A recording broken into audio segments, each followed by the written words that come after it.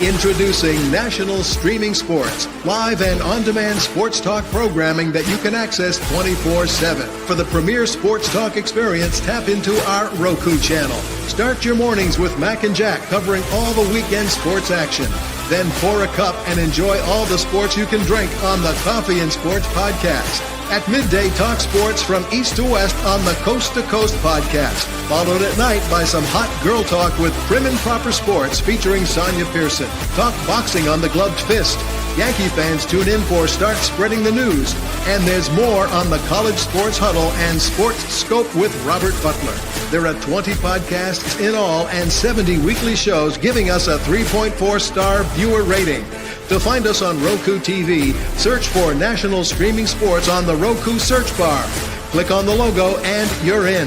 National Streaming Sports, live and on-demand sports talk for America.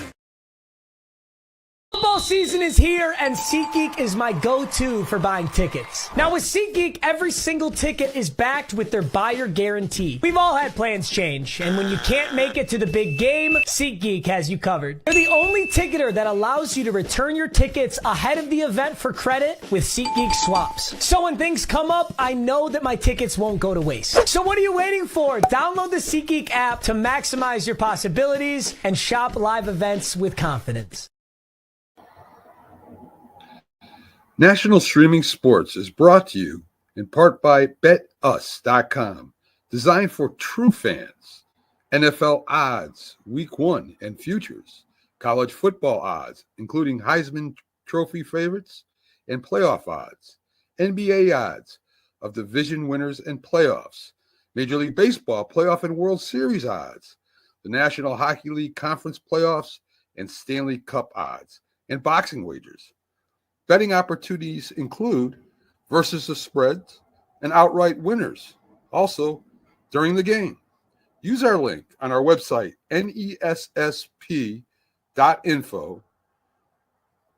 the Bet Us Opportunities webpage, for a 125% bonus on your first 3 deposits.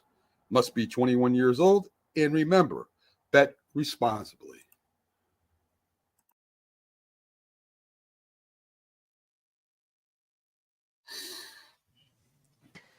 Good morning and welcome to the Sunday Morning Big Sports Show. I am sitting in for Mac today. Shout out to Mac and Linda, the great host over at Roku. Download the Roku app so you too can be in the know with sports 24/7 without the cost of cable. I am joined this morning by Keith Engel, TGI Sports. Good morning, Keith. How are you? Good morning, Sonia. How are you? I'm well. Thank you, Jack Hirsch of the Glove Fist and the Mac and Jack Show. Good morning, Jack. How are you? And we are joined this morning by addition to our family, B. Strilla from the 1A Cheek 3 Toes podcast and Friday Night with the Fellas. B. Strilla, good morning. How are you? Good morning. How you fellas doing, ladies? I am doing well, and I hope you all are too. Happy Sunday. Let me set this up. Looks like we got some circular motion going on. What'd you say, Keith? I just got to tell you, Bistrella's got the best podcast name in the history of podcasts. That's awesome. He does. Notice how I always censor it. But I don't know how long. I don't know how long I'm gonna be able to carry it, Keith. Though you'll be fine. You'll be fine. So, good morning, one and all. Keith, we're going to start with you because we know that you hop off around the 8:30 hour to start your own show, Stream of Consciousness. That's at 8:30 a.m. on Sunday mornings. And March Madness has been nothing short of its mantra. March Madness, all I care about is that Duke is still in, but enlighten us, Keith. It's been interesting. I mean, obviously one of the we had an interesting matchup with Rick Pitino and Coach Cal yesterday, Arkansas and St. John's, and I didn't give Arkansas much of a chance to actually get past Kansas, and they played very, very well. They played well down the stretch, and yesterday they played good defense. St. John's shot themselves in the foot by not shooting the ball very well. And interesting, Rick Pitino left his best player, the Big East Player of the Year, Luis, on the bench for the last 5 minutes, which he was questioned about endlessly after the game. Yes. But in his defense, the kid just didn't play well. He was 3 for 17 during the game, and I think he just played the best what he thought was the best chances to tie that game. They tried to stay in it. It's shocking to me they stayed in the game as long as they did, shooting about 30% for the game. So that was a big surprise. BYU is a bit of a surprise for me. And we could see a couple more surprises today I think your Duke team will be okay against Baylor, but there's been a little bit of a surprise. The Big East overall, big disappointment. UConn really the only team left, the defending two-time champions. So it's been an interesting couple of days, and I'm very tired, actually, because the game go way too late here on the East Coast. I know. And, Keith, the thing is, you and I talked about that on your show Friday. We were talking about the surprise element, and I was like, well, where is UConn? So it's good to see that they're still hanging in there. Yeah, they had a bit of a nail biter in round one against Oklahoma, but listen, 6 games, you get hot for 2 weeks, you can win this whole thing. And there's not a team, I would say most of these teams left, we'll see today, after today, most of the teams all those teams will have a chance to win. I don't care what your seeding is after today, you got a chance to go all the way because you got 4 games to go. That's it. Yeah, absolutely. UConn It's going to be the big show and prove because UConn is playing number 1 Florida at 12:10 this afternoon. So that's would be a big upset. Big upset. Yeah, but UConn could do anything short of winning the national championship would be a disappointment, when in reality it shouldn't be. Okay, if they got to the Final Four, it would be an amazing achievement considering the type of season they've had. But it would leave their fan base dissatisfied because they're trying to three-peat. Get spoiled. That's what happens when you have a bit of a dynasty, right? So it's fun though. It's been a fun 3 days, and I'm looking forward to today. I don't like the way they space the games out on the weekends. I like it when it's more condensed and games overlap at least partially, and we can get through them by 8 or 9 o'clock, maybe even 10 o'clock on the East Coast. But they really stretch out these afternoon games. You only got 1 game at noon and then a game at 2:40 or whatever. So you really don't have a number of games being played simultaneously till like 6 o'clock tonight. So start spacing them out even more as the goes on. Good morning, Richard. How are you this morning, Richard? All right, so those are the big upsets today. Of course, Baylor and Duke will be playing at 2:40. Illinois and Kentucky, the Wildcats still hanging in there at 5:15 this afternoon. And just like you said, this is the second round, and anybody, like Jack said, that's still hanging in there after today. Gonzaga barely eliminated 81-76 by number 1 Houston. I really thought that might be an upset, but looks like they're still in there. At Tennessee as well, still in there over UCLA. Thoughts on those games? Those are going to be coming up throughout this week as well. Today, on the upset alert today, I would put Alabama. I like St. Mary's today a lot. Alabama doesn't play much defense. St. Mary's needs the help getting the ball in the basket, similar to St. John's. They play really good defense, as I mentioned Friday. Mm-hmm. And they're a veteran team, which is hard to get today. They played together quite a bit. Good guard play. It's a good team to watch. I gave you Colorado State in a similar situation Friday, and St. Mary's will be my team today to watch. But everybody should be on upset alert right now. So Colorado State's going to be playing Maryland, number 4 Maryland, who's still hanging in there as well. Yeah, Maryland's an interesting case. I think they're 4th. I think they got a 4 seed. Yeah, they got a 4 seed, and they're playing a number 12 Colorado. Colorado State, is playing very, very good basketball. Won the Mountain West tournament, and that's an underrated league. New Mexico came out of there. They got a fighting chance today, I think. I don't think they'll win, but I think they'll keep that game close. So I think lost my train of thought here. It might upset them. The Mountain West could end up theoretically with 3 teams in the Sweet 16 here if New Mexico and Colorado State were to pull upsets today. I wouldn't think all 3 will get in, but watch Colorado State today as well. Don't like it as much as St. Mary's on that upset side though. I know B. Strilla has a bracket. What's your bracket looking like in correlation with Keith's narrative here, B. Strilla? How you doing? My narrative, by the way, just before you go, my bracket's blowing up, so that tells you how much my narrative is worth. So go ahead. Oh, wow. Yeah, I wouldn't put much strength in my bracket either. I have the winner left. That's the only team in the Final Four I think I have left is Michigan State. Well, you said Duke was already going to be out? Oh, I do have him in the Final Four tape. Sorry, I do have 2 teams in the Final Four. That's it. 2 are out. Okay. Sorry, Buster. Go ahead. yeah, I'm at 51% percentile, so yeah, I'm pretty much crashed. Gonzaga did it for me, basically taking out my whole side there because they lost in that game. I gotta give kudos to Houston on that game because they played very well. It wasn't as close as you think it was. It got close near the end, but it really wasn't that close. Houston played very well in that game, so I was quite surprised. Another team that plays really good defense and has a little trouble scoring, but they're full strength now, so they're a good team to watch going forward here. Of the number ones. Yeah, they might have the best chance too. Out of the number ones, I feel. Other than that, that's about that's about my bracket in the term right there. It was a case of Gonzaga being unfortunate enough to play Houston, really, who's possibly going to win it all. And they played them so tough. Had Gonzaga played anyone else, I mean, who knows? Yeah, y'all know I have Duke to go all the way. So that one year I was telling Bistrilla about that, and I think Keith too, that one year I picked them to go all the way and they got eliminated like the second round. I was disgusted because, once you pick the winner of everything and that person's eliminated, your whole bracket is done. Yeah, your whole bracket is done. Yeah. Yeah, I feel that pain right now for sure. Yeah. So do you do the bracket that has like the percentage on it, Keith, or you? Just... Yeah, mine's only at like 36. It's horrible. Oh, Strilla, pull mine and see if mine started ranking yet, Strilla. All right. Nah, yours still hasn't pulled up a percentage yet. Oh, they are so lame. So I entered mine late, right, guys? Bistrilla knows that I had a handwritten one, and I decided to do an online one after the same day, that night of the first round.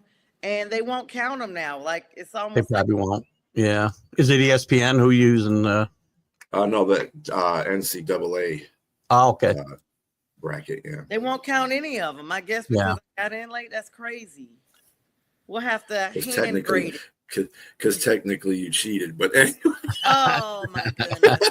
By NCAA standards of the bracket, you put all your teams in after they have won, even though you had it right on your sheet. But they don't recognize that. Yeah, so the NCAA doesn't penalize anybody but you, Sonia. Well, they'd let everybody get away with everything, right. The NCAA but you. So you're being held to a higher standard. Yeah, and if not, we can always hand grade it. So Strilla, you could just hand grade mine. Who should we be on the lookout today? Is going to be the most probably highly visible game that everybody's going to be really watching, keeping an eye out for today, Keith. Well, Duke Baylor will be a big game, obviously. I think let's see, where am I here? New Mexico, Michigan State, I think is a big game. I don't know who CBS got at 12 o'clock. I mean, the 12 and 12:40, they have, I think, a exclusive window before you can go to Max and all that, where you can get all the games. I think CBS has an exclusive window for those first 2 games. Yeah, it's so weird the way it's like you got to figure out. I kind of miss the old days with that, like CBS, NBC, ABC, Fox in the story. And Fox is kind of still newer as well. At least from my age, we didn't have Fox growing up. I don't remember when it came about, but the other 3 were there. Now you got all these streaming services. You got to try to figure out where to find something. It's just a lot. So it's Oregon, Arizona. Wouldn't that be the most? That's a good game. Yeah. That's a good game for sure. Yeah. What time is that game? That game is at 9:40 tonight. So they're out west. So the last game, yep. That game's on TBS at 9:40. That's a tough game for me to make it through tonight after 3 straight nights of being up till 1 o'clock. Yeah, pity the person who has to work the traditional 9 to 5. Richard is saying the Florida UConn game, and that's what I'm thinking too, because Florida's number 1, UConn is the defending champions. I mean, you gotta pour into that, What window's that in? That might be that 12 o'clock game, is it? That's the 12:10. Yeah. Is it? Yeah, that'll be a good early game to settle in and take a nap and watch, I think. Yeah, that's kicking off the whole day of entertainment. So we definitely keeping an eye on March Madness, of course. NFL news. Any news with your Patriots right now, Keith? Well, a couple of things. They're talking to Stefon Diggs now. I don't see him coming in here personally, because I don't think he's the type of personality I want in my wide receiver room with a young quarterback, but they're talking to him. And maybe bigger news is in the last week, there's a lot of chatter that with that fourth pick, they may go for a wide receiver, McMillan out of Arizona, and get off. Unless, again, Travis Hunter falls to 4, all bets are off. They'll take Travis Hunter. But it was pretty much a consensus before this that they would take the tackle, one of the tackles, most likely Campbell out of LSU at 4. But there's a lot of chatter getting louder about McMillan out of Arizona in that 4 spot. Yeah, that's gonna be really big, and I mean, I haven't heard too much chatter about the Travis Hunter noise. It's kind of like fizzling out. I guess this is the time of the draft, as it's about to be here within the next 4 weeks. Now we're down to 4 weeks. That the names kind of start trending a little downward, or the talk, all the chatter just kind of quietens down a little bit, because it's like everybody's just kind of holding their breath. Like, okay, what's it going to be? Who's going to trade at the last minute a pick? And move up. Like, we have that all the time, even the night of the draft. That'll still be. Yeah. There's a lot. There's so many moving pieces right now, right? With the 2 quarterbacks not really being, true top 10 picks in most people's minds, but at least one of them, if maybe 2, if Sanders doesn't fall, could still be picked in the top 5. We don't know. The injury to Carter at Penn State, the edge rusher, is kind of thrown another, wrench into this whole thing. Mm-hmm. So you don't know. I mean, Travis Hunter, as you were talking about, he could go anywhere. He could go from 1 to 4. We don't know because of all those unknowns. And then you're going to have somebody maybe try to move up the board, which they probably shouldn't for one of these quarterbacks. I doubt the Giants will now, but because of, signing, not that Winston's going to take them, to the promised land. But they could potentially now wait on one of the more valued quarterback picks later on and not take a chance on, setting the franchise back further by making a mistake with a quarterback early in this draft. A lot of interesting questions. It's not, again, we talked about it the other night, right? It's not a talent rich draft, but it's very interesting because of specific teams' needs and where they are and who might move and whether these quarterbacks get overdrafted or they fall back. It's an intriguing draft, if not a really talented one. That was really interesting to see Jameis Winston sign with the New York Giants. I'm just like, for what? He'll give him some exciting plays and then, turn the ball over with stupid interceptions. But, so if you want a little more excitement, it's fine. And he might give you a couple more wins, but I don't know if he's been to the playoffs. I don't think he has. Remember. Unless I'm mistaken, 1 year in Tampa Bay. Yes, they 30 for 30. Yeah, they haven't won any playoff games for sure. So, you're not going to the Super Bowl with Jameis Winston, but that's not the goal here, right? They're looking for a bridge to get to their next quarterback, and it's whether it's going to be taking one too soon or waiting for one of the value picks like Dart or even Kyle McCord you might get in the 4th round here, who I think is really going to get underdrafted and have a chance to be a player in this league. Well, you get the feeling the Giants like someone who they can get in the 2nd round. I think so. Late in the 1st round.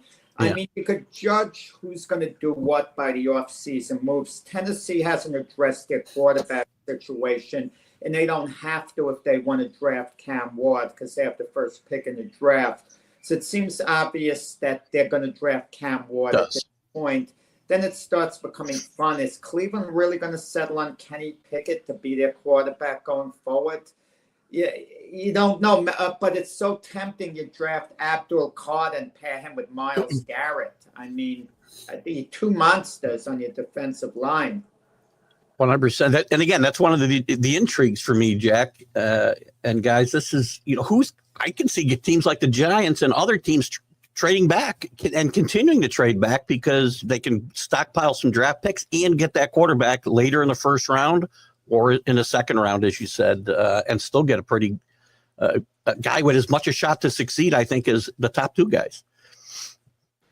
Yeah, that's what I'm I think in a draft that really right now, because of the lack of talent in the draft overall, I think teams are just going to, if they stay at their pick, they're going to go with the best player on the board.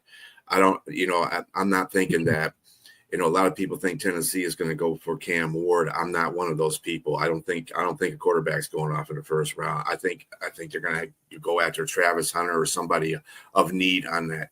I think they're going to keep going with my guy Mayo. I think you're going to go with him for a while, for one more year. Tennessee's going to then have to continue on with Will Levis, and it doesn't seem like they have a great deal of faith in him. If they're not going to draft a quarterback, I mean, there are no other real options out there for them. Well, I mean, this means that this organization will keep making mistakes at quarterback, because if they didn't do a good job getting Levis out there, why would you think that they would? Cam Ward is not I don't think either one of those quarterbacks are top 10 quarterbacks either. I don't think they're going to. It's like replacing one bad thing with another bad thing. I mean, no, we don't know what Cam Ward or Shedeur Sanders is yet in pro football scheme of things, but I mean, there you go. This is what happens to franchise. They get stuck in a rut because they keep picking for need after they keep failing for need. And good morning to Broski Bear. He's saying it's definitely not a talented draft for quarterbacks, LTs, wide receivers, which are three of the big four high-profile, high-dollar positions, with defensive ends being the fourth.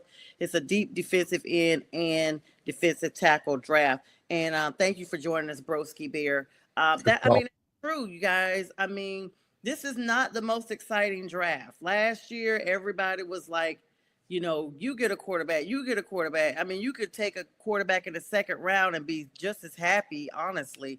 Now it's like slim pickings for real. And even the quarterbacks that are there are not really, you know, on the level that we think. They either have, you know, their own issues that everyone's afraid of, you know, personally bringing to the team, or just the performance issues.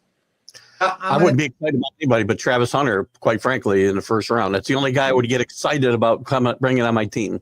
The biggest fun on draft night, if you want a prediction, is going to be when Shedeur Sanders is not initially picked, and he's there at number 9 for the New Orleans Saints, who badly need their quarterback of the future, and they don't pick him. That's when the fun begins. Dion's going to start mouthing off. It's going to be all over the news. It's going to be a fun night. I think it's possible he doesn't even show up to the draft if it looks like he's going to fall, you know, into the late first round or something. He may not even be there draft night. Let's do a small plug real quick. Richard, we were going to bring that up around the 8:30 hour, try to get everything Keith has going on. But this world lost a legend this week in George Foreman, age 76, passed away a couple of days ago. Yeah. Just extraordinary person, humanitarian, and of course, boxer. I'm going to go ahead and let Jack go ahead and address it. Yeah, I mean, this deserves like a longer segment late in the show. Like, it just cut in like it's a bulletin in the middle, you know, of the NCAA tournament and the NFL draft. I mean, George Foreman, one of the iconic figures in the world of sports, certainly boxing. I mean, you think of legacies. This is a guy who's had so many different legacies when you think of it, coming out from the Olympics, waving the American flag. I mean, that's a moment that's remembered in Olympic history, 1968 Olympics in Mexico City. Then to be a part of Howard Cosell's famous call, but be on the right side of it. Down goes Frazier, down goes Frazier. One of the great sports calls, you know, in history, and him to be a part of that. And then him to have a supporting role that was less appealing, but that he embraced, you know, the rope-a-dope. He'd always say, yeah, I played the part of being the dope. I mean, that's a famous part, you know, of sports culture. And they use it in other terms, too, in society. And then the comeback, being like an older guy and being used as an example, regaining the heavyweight title at the age of 45. And then it's the George Foreman grilling machine. Right. That made him known to the regular public. People might not have even known he was a boxer, some people, but they knew the name George Foreman because they get his grilling machine. And then there was the transformation in personality from a surly guy into a fun-loving, you know, type of human. So, like, he had so many legacies. I can't think of another athlete who's had as many different legacies directly and indirectly as did George Foreman. You made a great point, Jack. If I can make a quick comment before I get around about George Foreman. I can't remember an athlete who had the transformation from villain to hero like George Foreman, quite frankly. With that big a gap between it, apparently. I mean, I've read, and Jack, you can probably speak to this better than I can, that some of that villain role was because of who he was fighting in Ali and whatever, but that he also purposely wanted to act like Sonny Liston and standoffish with the press and with fans and whatnot, but that wasn't really his personality. Can you speak to that at all? Was that partly an act, that mean to George Foreman? No, not in the beginning, because George Foreman was a bit of a hoodlum as a youth, okay? He got his life somewhat straightened out by going to the job course, but when he turned professional, it was under trainer Dick Sadler. And who did he work out with and spend all his time with? Sonny Liston. Towards the end of Liston's career. Interesting. And he kind of wanted to pattern himself after Liston, you know, to stare down, to try to act mean, but it wasn't the real him. I actually have a handwritten letter from George Foreman years ago that I kind of cherished, you know, because his publicist was getting honored at a function. We tried to get him to show up, and he wasn't answering any calls. So I sent him a personal letter telling about the time at the first professional boxing show I ever went to that he fought on. He main evented against Chuck Wepner. I made it very personal, and I guess it got to him. He wrote me a personal letter back, and he bought 5 tables that he didn't use, of course, you know, donating. He could well afford it. Reportedly, he sold his grilling company at the time for $137 million. So, nice. you know, made more outside of the ring than actually in it. But, you know, everyone loved George Foreman later on, but the dangers of boxing have to be pointed out with George Foreman passing away at 76. He absorbed so much punishment in the ring, the second coming of George Foreman. And even though he would talk very clearly for a while and people would point out, oh, boxing hasn't had an effect on George Foreman. I even said it on Glove Fist to Frank Laterzo as little as a couple of weeks ago. We don't know. We haven't seen him do any interviews recently, and now we know why. Yesterday I found out, you know, the last couple of years have been rough for him. You know, he was hospitalized. His family didn't want anyone to know about it. We don't know the exact cause, you know, of why he passed away. But to take all those punches in the ring when you're in your 40s, I mean, we see it in the NFL, you know, guys who play a long career. It takes a toll a lot of years later. You pass your tests immediately after, or for years after. And then what becomes of that player, that athlete? We don't see them giving any interviews, and there's things behind the scenes. And then we're hit with the bad news. Yeah, unfortunately, definitely that. And Keith, I know you got about a minute left with us. If that, we appreciate you coming. Any closing thoughts for us this Sunday? No, pay attention to some March Madness. And again, rest in peace and our condolences to George Foreman's family. I'm glad I got to hear a little of Jack's comments about George, because I was looking forward to a little of that this morning, and I'm sure we'll hear more in the next week. But watch the basketball and baseball. Only 4 days away. Opening day. Thank you so much, Keith. Have a great week. You guys check him out on Stream of Consciousness coming up at 8:30 on Roku. Take care, Keith. See you Have soon. a great Sunday, guys. You too. You too, man. All right, Keith Engel, everybody. Jack, definitely a segue there. I'm going to put a small pin in that. Richard and everyone saying thank you so much for that, because I want to talk to you about getting that personal letter. That's a whole different thing. And so for our audience that don't know, Jack is a professional writer for the Boxing League. You held an office there, still holding office for the Boxers Writers Association. Is that right, Jack? I was a 6-term president. You know, I'm on the board now. It's a taxing position to have, but I'm very involved still. Definitely so. So we're going to come back to that because, like I always say, Jack is like so blessed in having such knowledge in a lot of sports. Now, when you've been around a long time, you can't help it. You know, it comes to you. That's the advantage and disadvantage of getting older. Well, there you go. But I consider it more of an advantage because that's the things you share with the audience are things that I don't know. And I'm sure a lot of people don't know. And then when you have a personal touch in it, it's very intriguing and very interesting. And just carries a long way. I want to go back to a couple of comments. We're going to definitely come back to the George Foreman story. Of course, rest in peace and condolences to his family. 76, in my opinion, is still young. So just definitely keeping them in our thoughts and prayers. And thank you for asking as well, Richard. Broski Bear is talking about the draft again. He's saying it's also a deep running back draft. However, it's not a running back draft with the high end like Saquon or Bijan. It's almost like their names sound alike these days.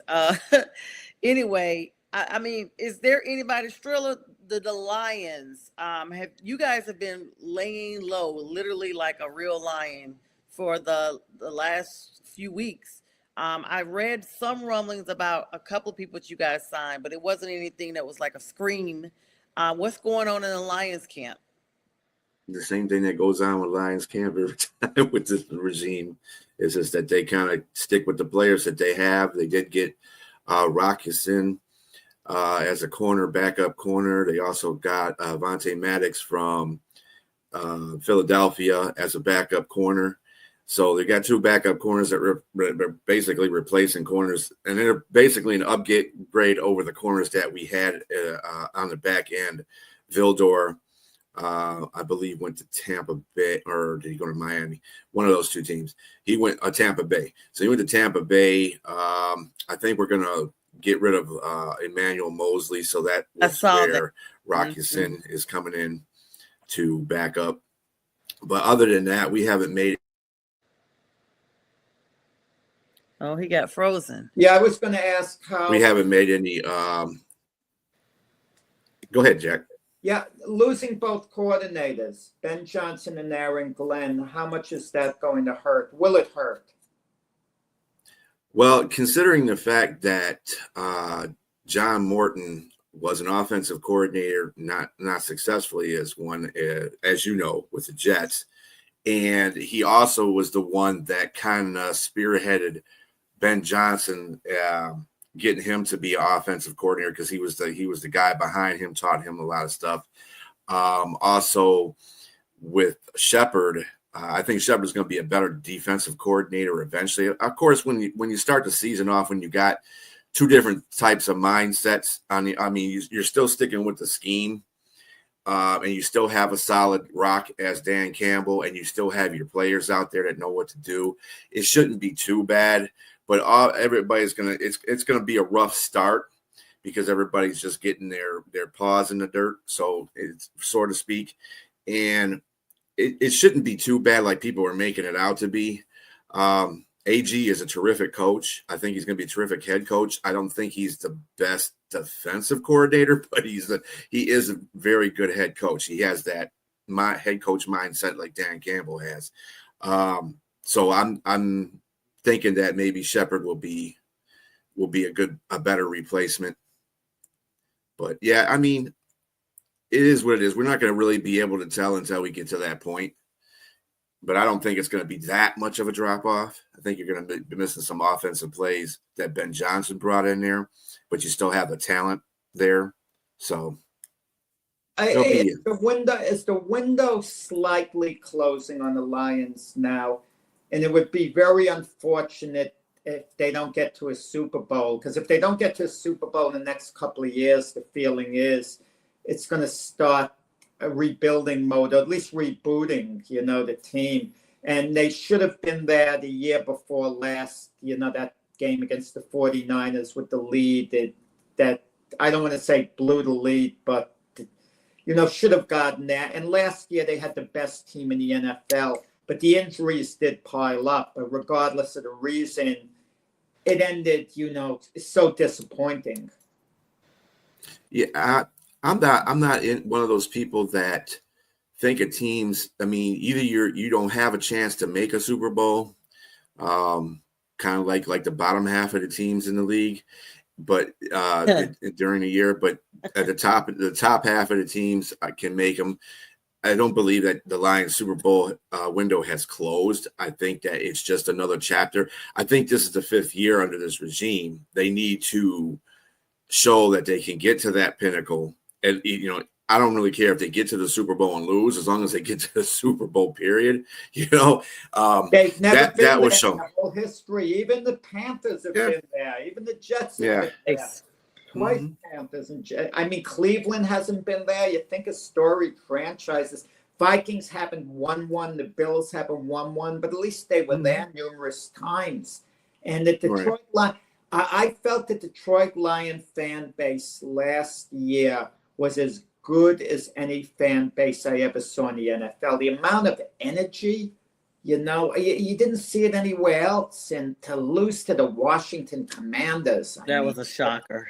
I mean, the Commanders, I could understand getting to the NFC Championship game and getting upset by the Eagles in the close game, but to the Commanders and the rookie quarterback to boot. It was one of those cases where I think Washington, Jaden Daniels is one of those quarterbacks that he's going to be one of those once in a lifetime quarterback. I can see it already in the way he plays. He's a very calm, cool, collected guy. And he moved through even though they got killed by Philadelphia, which, was bad. But I think the Lions really kind of shot themselves in the foot with the turnovers. You can't have 5 turnovers in a playoff game and expect to win. That's never going to happen. So it was just a bad outing. It's one of those I caught it like one of those Bobby Lane things where it's a curse. It's like they get to a certain point and then they lose. It's like they're great and then like that San Francisco game, for instance, like the San Francisco divisional game, our conference championship, where they had a great first half, and then it's like the second half they imploded. So it's just those things, and those things that the Lions have to get over. Either they got to do a seance over Bobby Lane's grave or something. Something's got to happen here. So when they get in the postseason, they can be more successful. I don't think the team is bad at all. I think they're very good. No. The Lion fans loved Jared Goff at least a year ago, okay?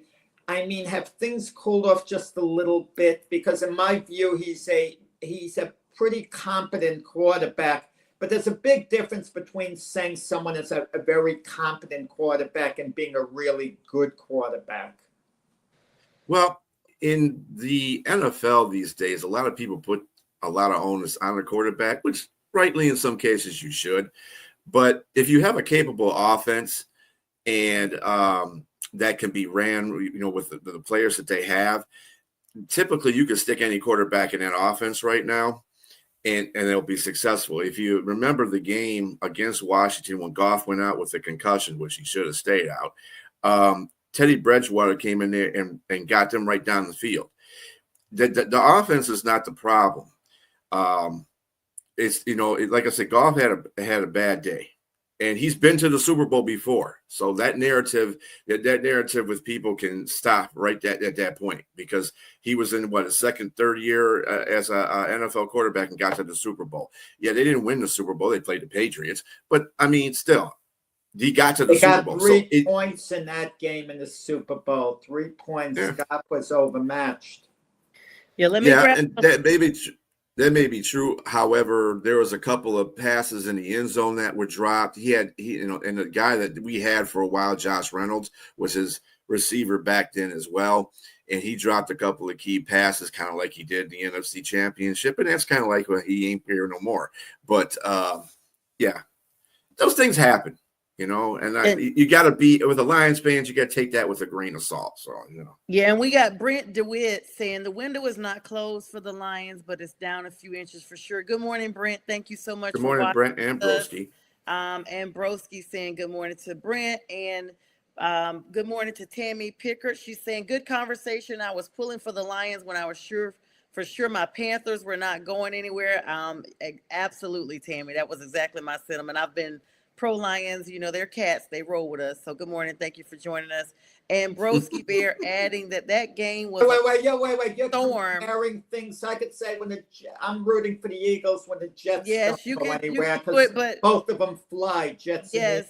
I don't get this. Yes. Broski Bear also saying that game was a perfect storm for the Lions. Goff got dinged early and wasn't right the entire game. The injuries finally caught up to the defense. And you're right, Jack, you just got to get in where you fit in. But you guys know I was rolling with the Lions even before they got super good, because I wasn't 100% sold that the Panthers were going to the playoffs. That won't be the case this year coming up. However, So, that is one of those things. Detroit was injured a lot. Their defense was banged up. What was it, like 20-30% of the defense was ranked as having injuries. So the fact that you all got there, and then to add the length of the season, it's the end of the season. Everybody's playing injured, honestly, at some point, whether they document it or not. And so the fact that you all got there and did as well as you did, but it was a shock for much of the NFL culture, and probably even Commanders fans were shocked as well, if they, are honest about it, the fact that they beat the Lions like that. Brennan's saying that the Goff knew what answers to give the medical staff and was concussed for sure after that hit. Yeah, absolutely. Mm-hmm. Yeah, so When you hopefully look at that division that the Lions in, it's still an awesome division. The Packers are going to be good. They're going to have a winning record. They're going to be good.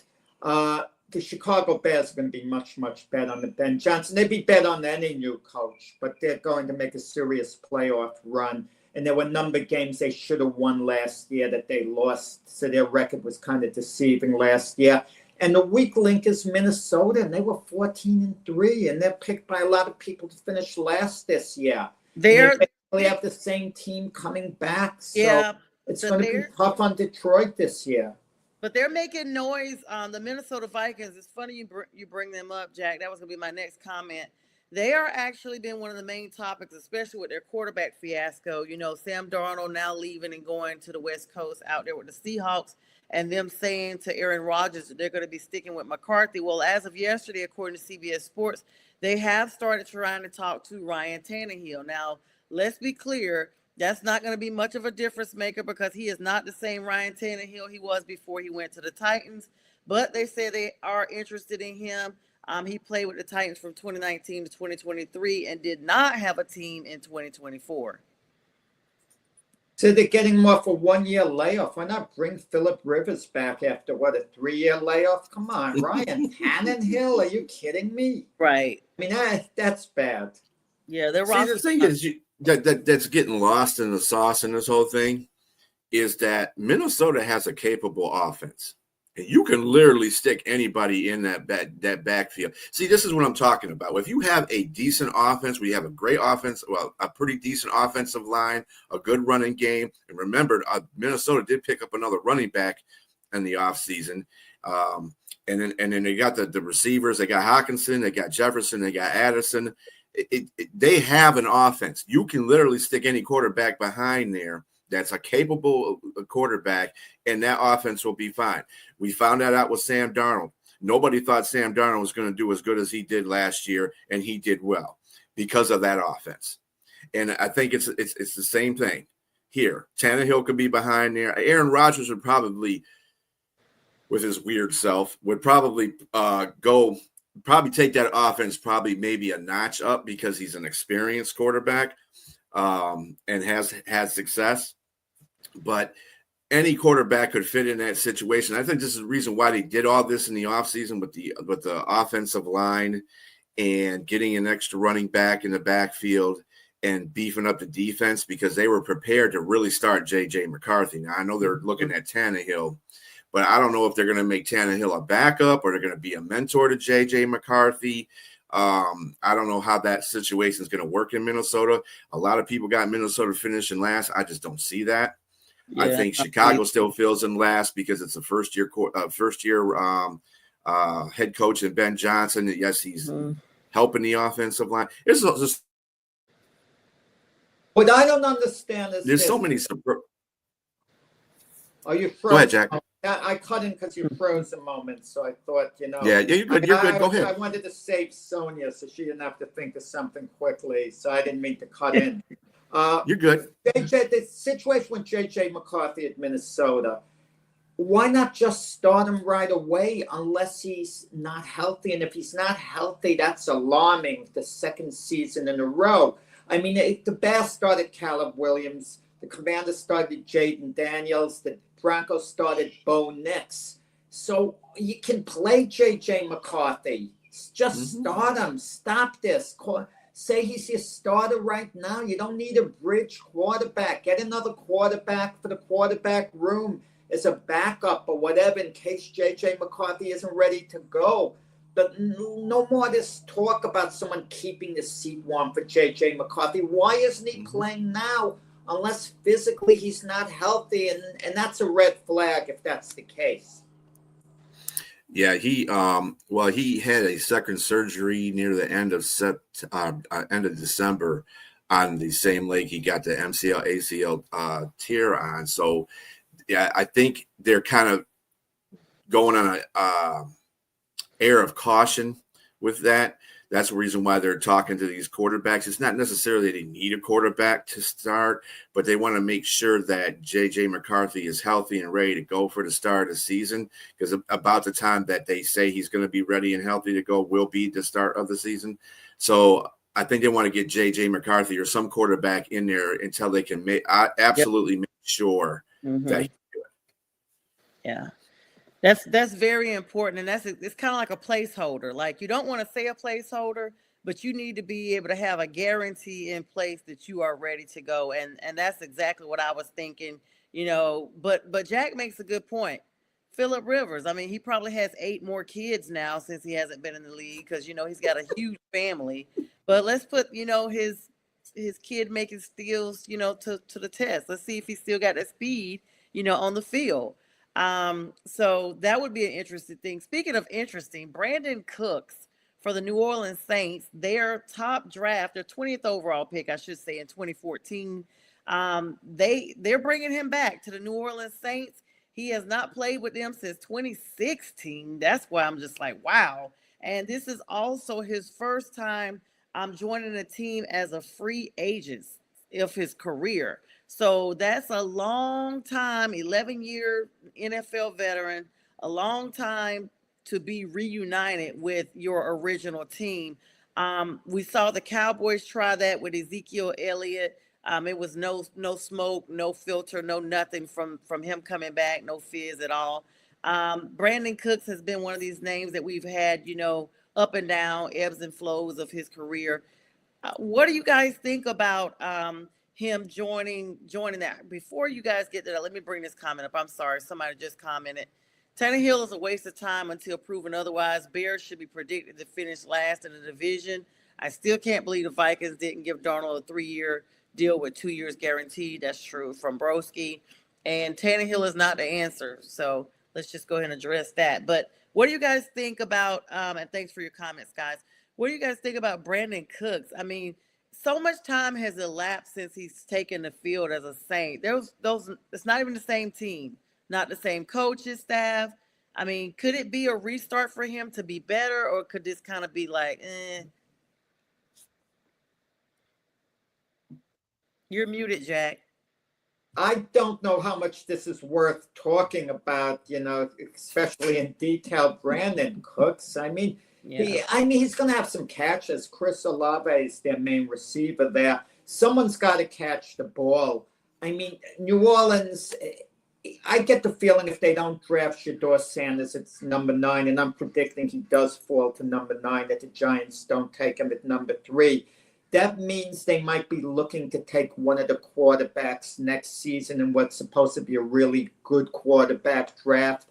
They're going to figure, okay, we'll just play this year out. If we're so, we're just going to go on a complete rebuild. I mean, he's a veteran presence there, Brandon Cooks. And he's never been one of these prima donna wide receivers, but he's never truly been an elite wide receiver as well. He went to the Houston Texans over there and the Dallas Cowboys. It's, he might help the Saints a little bit, but let's be honest about it. What are the Saints going to do this year? I mean, what would you consider a good year for New Orleans? If they went 7-10 next season, I'd say they overachieved a little bit when you look at, their team, the way it's constituted right now. I mean, the Saints, they're, of course, in our same division. And this is where we definitely miss J-Train. So J-Train, we miss you this morning. He's under the weather. Get well, brother.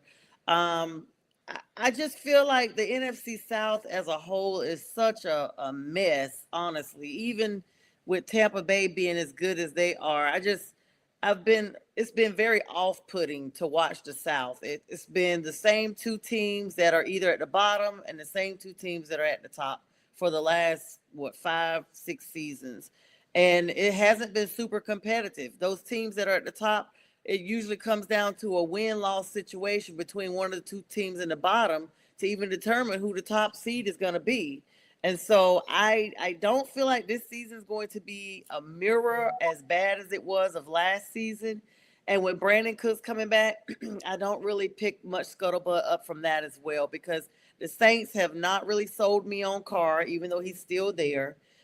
They still are in an adjustment period with their whole coaching staff. There's been some type of coaching staff changes off and on for the last 2 seasons. And anytime you are not sure of your quarterback and your coaches, you are not going to sell me on a successful franchise for that season. It's just too many unknowns, unless you are the anomaly, which was DeMeco Ryans and CJ Stroud in Texas. And that's a once in a heyday type of thing. So yeah, I'm not really sure. And yes, Broski, I do refer to them as the Aints, but that's I mean, I'm just not really that sold. I mean, it was a big deal because it was so long of a time that he has, been with that team and is now reuniting. It's the first time he's, re-signing. But Brendan's saying 7 wins for the Saints will be a huge overachievement. I'm thinking they may win about 5 games, honestly. I wouldn't. 5 is a stretch, to be honest, but they won 5 last season. Well, let's look at this Brandon Cook signing as, got to remember that the Saints are over the salary cap, and their salary cap struggling. So they're basically getting Brandon Cooks for a 2-piece and a biscuit, basically. So it's. And I mean, it's just a signing that just gives them a full wide receiver room, basically. And yeah, he can help them, and so can everybody else on the team. So it's just, I mean, the Saints are, once they get out of the salary cap hell, they could probably do a little bit better, as the years go on. But right now they have to struggle to get anybody to stay. Pay them to stay, and then get anybody to just come on the team, period, right now. So they're in that little phase, that little zone right now that they can't really do too much anything. So they're talking about trying to get $17 million of that cap space back and getting rid of linebacker Demario Davis. That's the word that's coming out about 20 minutes ago. $17 million fan favorite, named a top trade candidate. So if they could, I don't know. I know they probably would just go and trade him for a pick. I don't think they would, try to get anything other than the money for him, right, guys? Yeah, get him for a pick and make sure that the other team they trade him to takes all their, the money that they owe. Yeah, Cooks is good for a good veteran presence. I believe that wholeheartedly, Brent, but not overall. Jack, what's going down with the Jets? Nothing in particular that's so newsworthy. Aaron Glenn is trying to put his own stamp on the team, and it's basically the culture within the building with the players that they have. And you could answer a little better with the Lions. I mean, I'm obviously very familiar with Aaron Glenn from the time he was a player and so on, but less familiar with him as a coach than you would be. Is Aaron Glenn truly a firm disciplinarian the way he's made out to be? I don't get that feeling that's necessarily the case. I mean, how is he perceived the Lions? Well, you got to understand something with Aaron Glenn. He came up with Dan Campbell. Dan Campbell and him are like this. So he has the same coaching strategy as Dan Campbell is. They both come off that same tree. And I think that's why I like Aaron Glenn to be a head coach, not necessarily a defensive coordinator, but I do like him to be a head coach because I think he gets to the players. He'll be a guy that, like as in Dan Campbell, your players will run through a wall for him. And once he gets that culture established in the Jets, this is why I'm really happy he got a head coaching job, and I'm glad it wasn't with New Orleans. Sorry, J Train. I mean, the Jets are struggling in their own way, but this is something. You talking So something underneath that. I think the Jets have a better player structure right now, and what they need is you can see it by the way when he got rid of Aaron Rodgers. He wasn't taking any of that stuff. He's, no day retreats. Come to practice when you're supposed to come to practice. If you don't want to do any of that, you can't be here. Period. We don't want any of that distraction. I don't think it was a case when they spoke to Aaron Rodgers there was any way Rodgers was going to stay. We don't know what went on behind closed doors. Rodgers may have said all the right things. No, I'll come. I'll do whatever you want, this or that. They're trying to change the culture. But are you really changing it with Justin Fields? Justin Fields reminds me of a student who's taken a course, and the course is over and the grade is still incomplete. You're asking the student to hand in an additional paper. You don't even know after all that time. That's Justin Fields. I mean, I get the feeling Shedeur Sanders is going to be there when the Jets pick at number 7, and the Jets are going to bypass him, because how do you draft Shedeur Sanders once you got Justin Fields? They had to make promises to Justin Fields he was going to be a guy, and they're not sure. They want to see whether Justin Fields is going to be their guy or not. He's more than a bridge quarterback, even though they didn't make a true commitment to him beyond 1 year. They all allowing him to audition for this job, and if he's good, he's going to get it, despite Shedeur Sanders potentially being there for them. And that could be a mistake, because if Justin Fields is so-so and they pass on Shedeur Sanders, and it could come back to bite the Jets, because they're probably not going to pick that high in the draft. I get the feeling a number of these teams are going to be looking at these other alternative quarterbacks like the Quinn Ewers, the Will Howards, etc. And they might see certain potential in guys like that to step up. But that's risky when you do that. You guys talked J-Train up. J-Train literally just chimed in and said, good morning. The Saints are $30 million under the cap now due to restructuring.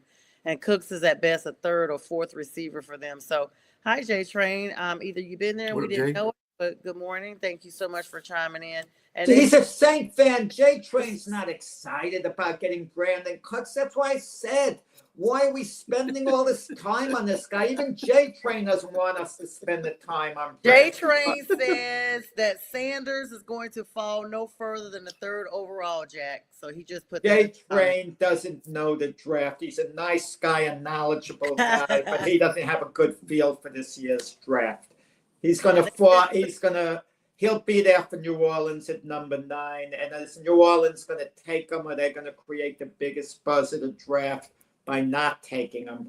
That's the question. Brent says there was never a chance that AG was keeping AR. Fields' move surprised me, but he doesn't hate it. Yeah, I mean, it's just one of those things. At the end of the day, we are fans, and unfortunately, we don't have 1,000% of the control we would like to, even though they say we do. The fans are the most important player. They'll say it's just a toss-up amongst everything. I did see that the Jets missed out on signing one of the biggest free agents that the Broncos had, and that being Hufanga, Talanoa Hufanga, who just signed a 3-year, $39 million deal with the Broncos. The free agent safety, Jack, did you know about that?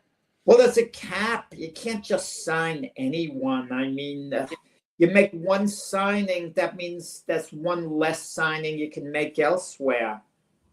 Yeah, what are y'all's thoughts on, speaking of signing, how the Cincinnati Bengals have put all their money in their office with Higgins, Burrow, and Chase, $115 million just amongst those 3 players, and that leaves them, I think, like less than $70 million for the defense. They have no money left to put in their defense at all, and everybody's been predicting that their defense is going to be ranked 33rd or 38th because of it.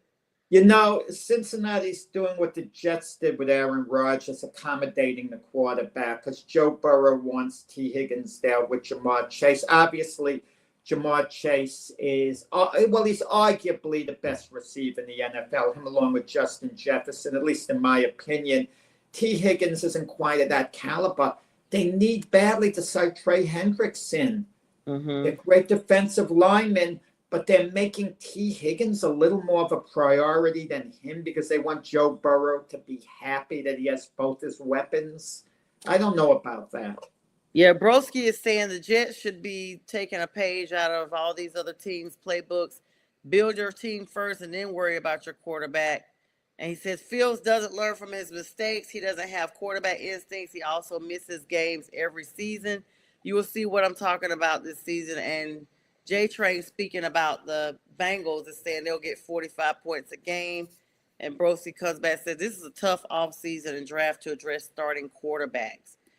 You guys do have, Justin Fields there. I honestly was surprised. I forgot about that. Like for a quick second, like, wait a minute, who is there? I got something, an interesting take a little bit, okay?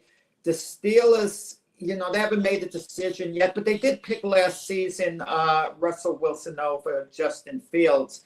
The Jets, you get the feeling they could have signed Russell Wilson instead of Justin Fields. And they didn't do that. I mean, where does Russell Wilson wind up? I don't know. I hope he doesn't come to the Jets now. This will just be a repeat of what happened. No, he's not coming to the Jets. That's definitely not. But I think he's going to have to settle on being a bridge quarterback, maybe to Tennessee if they do draft Cam Ward at number 1. We have a difference of opinion whether they will or won't. But wherever he goes, and you look at the Miami with Tua getting hurt all the time, and Zach Wilson is their primary backup. I mean, could you imagine how wild that would be? Because Tua's probably going to miss games, and Zach Wilson's going to be given another opportunity. And can you imagine he flourishes with Miami? How that's going to look to the Jet fan base. That's, but that happens. I've seen that at Carolina. Look at Sam Darnold, look at Baker Mayfield.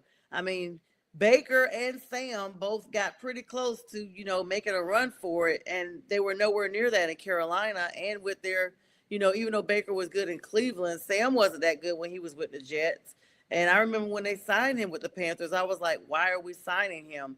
But at the end of the day, if you look at the bigger picture, we're not able to predict what recipe is supposedly, no pun intended, cooked up with Russell Wilson and wherever he decides to go. I always say that he and Tua remind me of each other. It would have been super cool to see him in Miami. But whoever Russell goes to, I think Denver still is paying him for like another year or another half season or something. So, yeah. Yeah, I'm a Panthers fan. Okay, all right, broski. Yes. Keep pounding. Yes, I'm from Carolina, but I live in Atlanta now. But I'm from Carolina's home. But I'm a huge Panthers fan. Started the all-female fan club and all that. Now hosting this great things have gotten better for the Panthers because the year before last, remember the final game of the season, tickets are going for $3. Yeah, I know, Jack. Hot dog. Now that'll be what's going on. Well, you know what? No, Jets fans stay loyal. I can't even say that. You guys just go out there for the camaraderie and pay your same prices and just commingle with each other, no matter what's going on with the game. It's a meet and greet. Jet fans are like having Novocaine. That's the thing. Oh my! Oh yeah. Yeah, it's. Let me see what's going on with my Panthers news since we're talking about that. Still talking about the free agency. As of 32 minutes ago, they literally just recognized the Panthers as one of the top teams who've done a really good job in this free agency. They're getting recognized for superb bargain signing. The defense, they've really been working on that during the offseason to help the pass rush. And people are taking notice. Sports Illustrated is writing a whole little article as about 30 minutes ago about just, the defense has been in order. And so far, so good for the Dan Morgan and the whole unit. They're getting everybody together, especially with signing of, and I hate to say the name, but this is the guy's name, Bobby Brown III and Tershawn Wharton. And there's also promising a pass rusher who finished with more sacks this past season than any member of the whole team in 2024. So I'm excited. I'm telling you guys right now, we are going to claim the South. We're going to win the South this next season.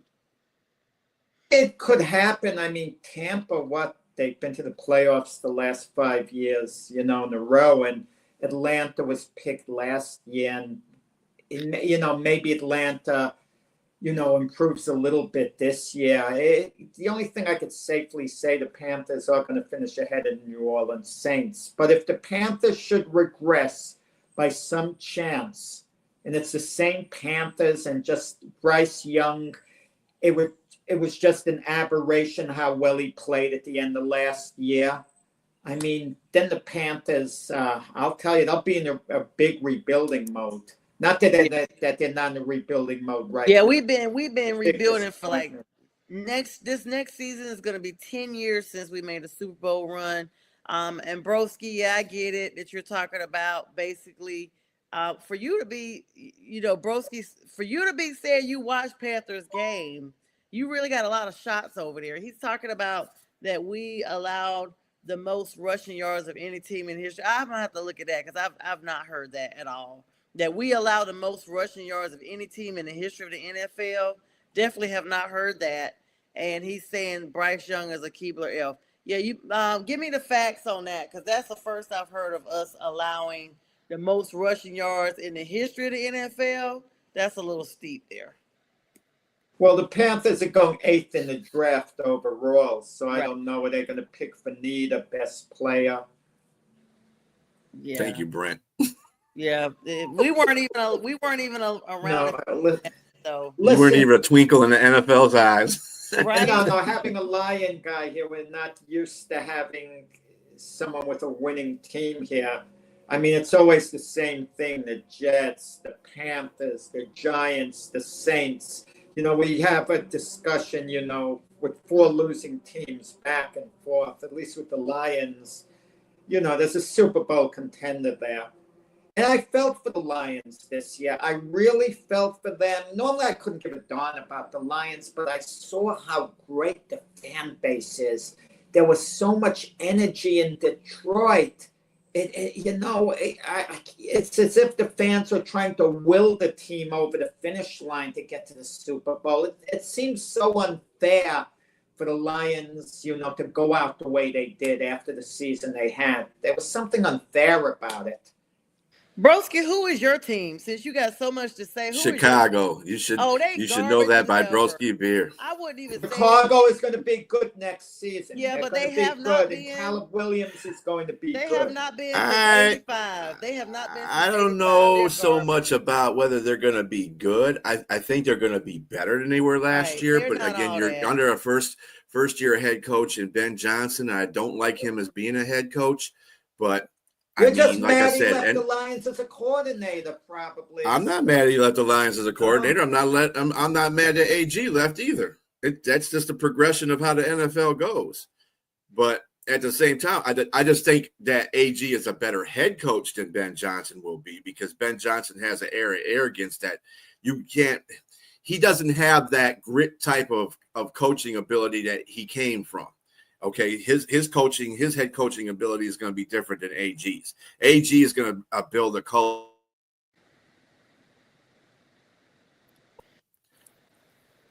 AG is going to build a culture, whereas Ben Johnson is just trying to make sure that Caleb Williams doesn't get destroyed in his first, because he gave it, that offensive line gave up like the league high in sacks against Chicago. So, and that's the reason why they weren't successful. As long as he builds that lineup, they should be decent because they got J-Train. I would be mad about your team. Don't be mad about. I'm not mad about my Well, team. Aaron I know where my Glenn- team is at. Anyway, I can don't start argue that with stuff. Don't start that with me. I can't wait Not this early morning. to attack this Broski Beer with these stats. Well, I just Aaron pulled up. Glenn is more Jet than a Giant. If you look at, more of a Jet than a Lion.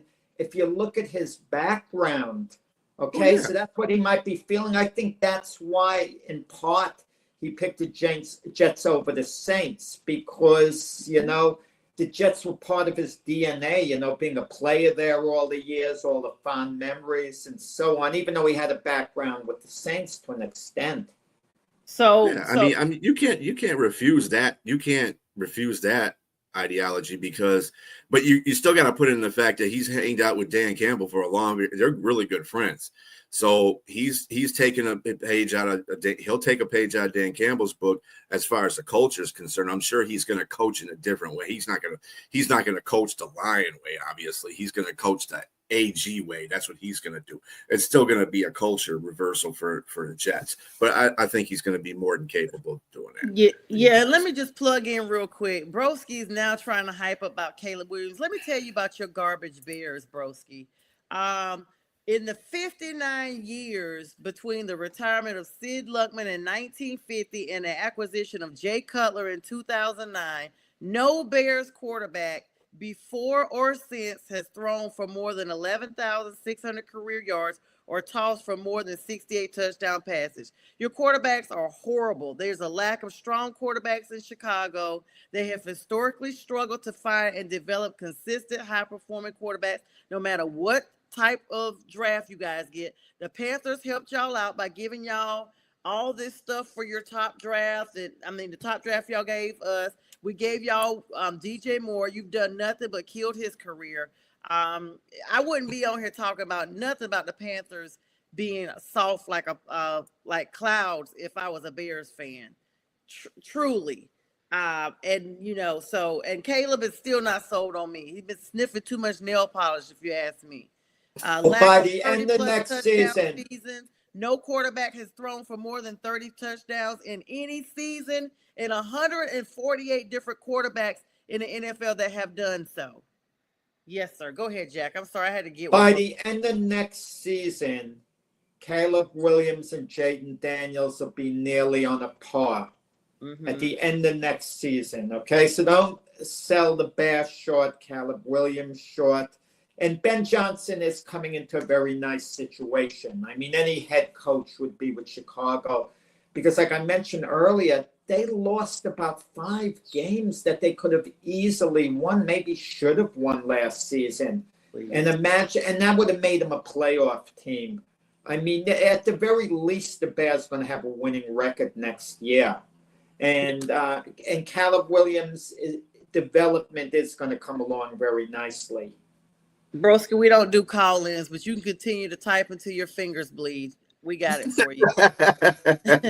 Hello, Brent. Yes.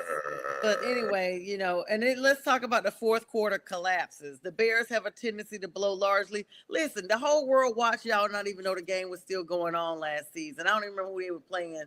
Everybody in the audience was all the fans were telling you guys the game was still going. You guys are garbage. Holler at me when y'all can get with some legacies from the 85 Super Bowl shuffle teams. You're nothing. You're nothing. You will continue to be nothing. All right. So other than that, guys, I don't see any other big NFL news. Let's go ahead and take this time now to kind of rebound back to what we were talking about earlier. Jack, with the unfortunate passing of George Foreman, so that we can, kind of enlighten our audience. And I know you were saying where you left off a little bit earlier in our first segment that you actually had penned a letter to him and received a personal letter as well from him. Is that correct? Yeah, it was a nice personal letter why he wouldn't be attending a banquet where his longtime publicist, Bill Kaplan, was being honored.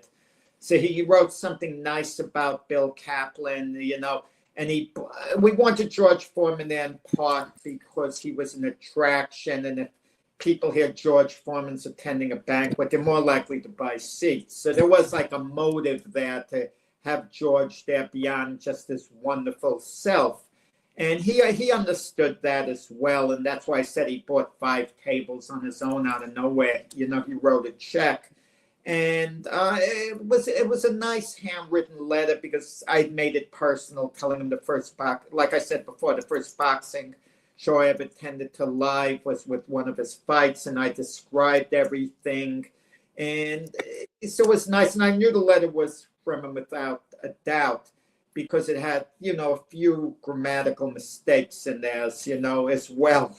That I pick up on, but it was a nice, it was a cherished letter, and he was an iconic personality. One of George Foreman's close friends / mentors was Jim Brown, the running back, not the singer. And it was an odd situation when George lost to Muhammad Ali in Zaire. Jim Brown was also extremely close to Muhammad Ali. He was kind of like a big brother to Muhammad Ali in a certain sense.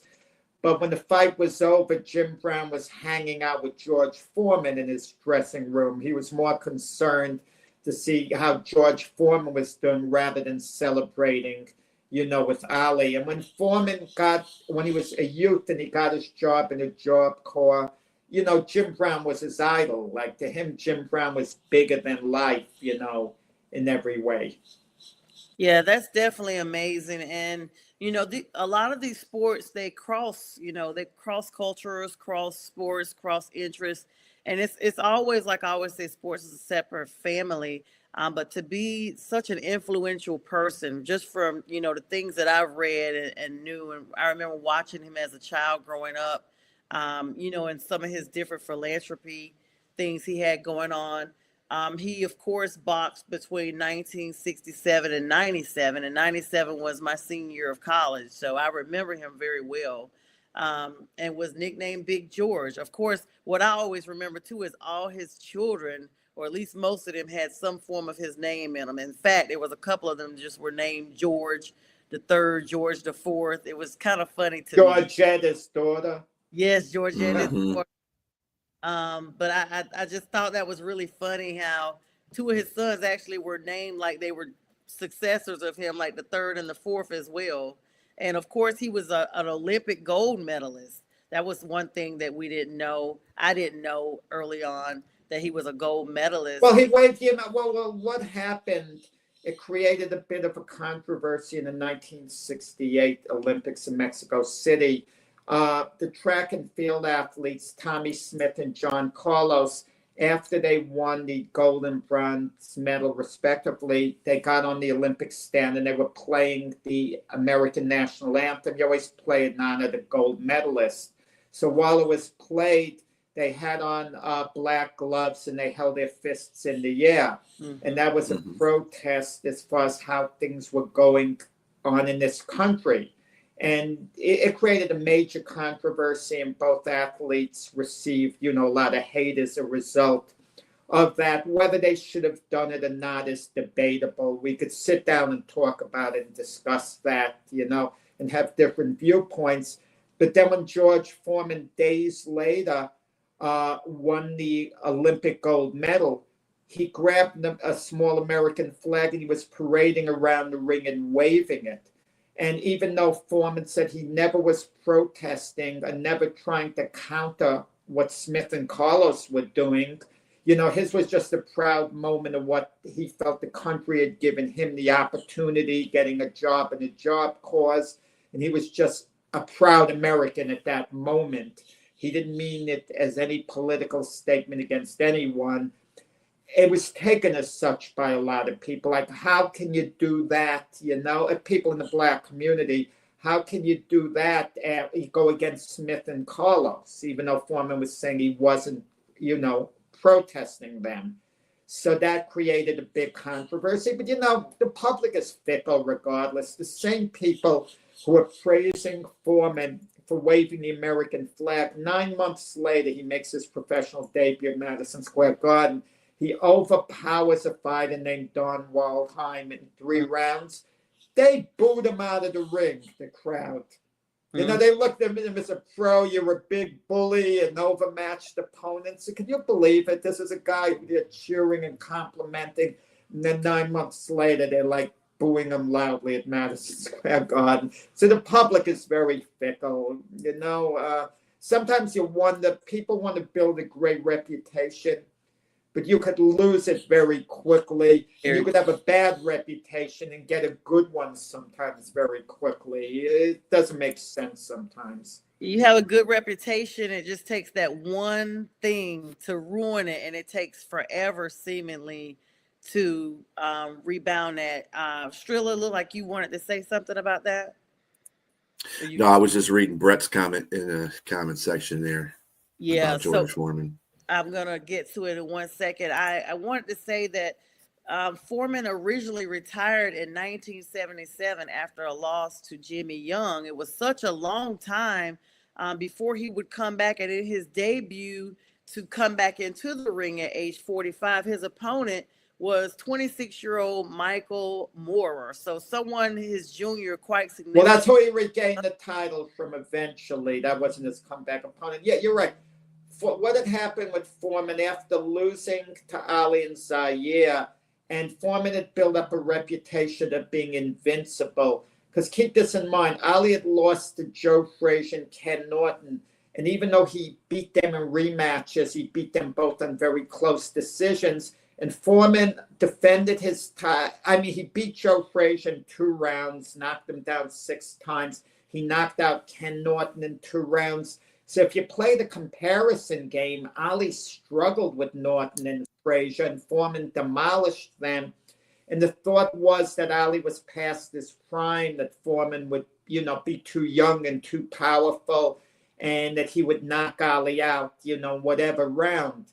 And then, Ali would lie on the ropes. Foreman tired himself out, part of a design strategy that Ali used before.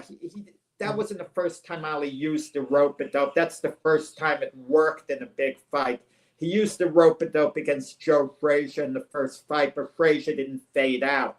Frazier, kept punching the whole fight.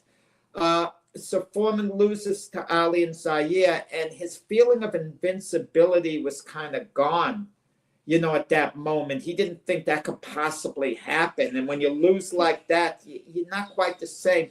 So to get back his feeling of invincibility, they set up a gimmick thing, Foreman against 5 guys in one night. Yeah, they marched them in one at a time. And it turned out to be a fiasco. He got some good wins. He beat Frazier 2nd time amongst those wins. And then he fought Jimmy Young in Puerto Rico. It was very hot. And Foreman was completely dehydrated by the end of the fight. And he said in the dressing room he felt he was going to die. Oh. And he actually did die. And he was brought back for a bigger purpose. That's what he said. And he didn't fight again for 10 years. He got fat, out of condition. He had this youth center, and they couldn't pay the bills anymore. He didn't have the money. So he decided after a 10-year layoff, he's going to become heavyweight champion of the world again. And that's kind of ludicrous. An athlete out 10 years. But in boxing, you could do something you can't do in any other sports. You could take certain shortcuts. For example, you could be losing all fight, and it just takes one punch to undo everything, And his comeback, was semi-successful, that he beat guys originally. He fought Evander Holyfield, tried to regain the heavyweight title from Holyfield. Foreman fought a good fight, a competitive fight, but lost a clear decision. And by the time he fought Michael Moorer in 1995, he was long in the tooth, and Moorer was winning every second of that fight, putting a beating on Foreman. And then in the 10th round, Moorer's chin, which was never the best, let him down. Foreman connected a couple of shots. Moorer's knocked out. And it was, a storybook finish. Yeah, and Brent is saying, never forget that ridiculous fight between Foreman and Frazier's kid. George asking the ref, do you want me to keep hitting him? You brought that up, Jack. No, wait. With Foreman and Frazier's kid?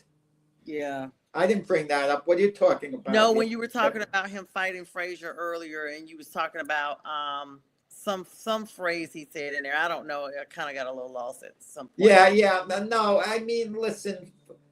But it was one of the legendary fights. The one fight that people debate about that never took place, and I don't know whether you guys have an opinion, Tyson against Foreman. People keep talking what would have happened.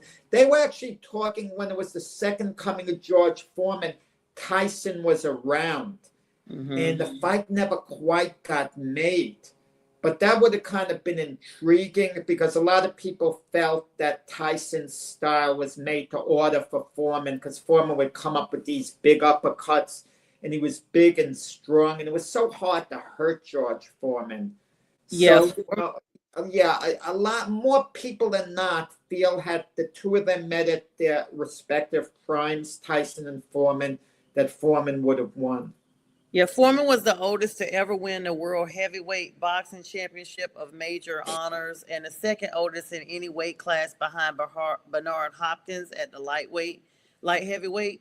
And he retired in 97 at the age of 48. So he only fought 3 years after he came back the second time with a final record of 76 wins, 68 knockouts, and 5 losses. One of the famous losses coming at the hands of Muhammad Ali, which we spoke about, who hit him with a lightning fast 1-2 combination, which was the fastest punch, quote, Foreman had ever seen. He was, of course, inducted, no joke here, into the International Boxing Hall of Fame, as he rightfully deserved. And in 2002, he was named one of the 25 greatest fighters of the past 80 years by The Ring. And he has a lot of other accolades that followed him. Brent saying Tyson versus Foreman would have been an interesting fight for sure.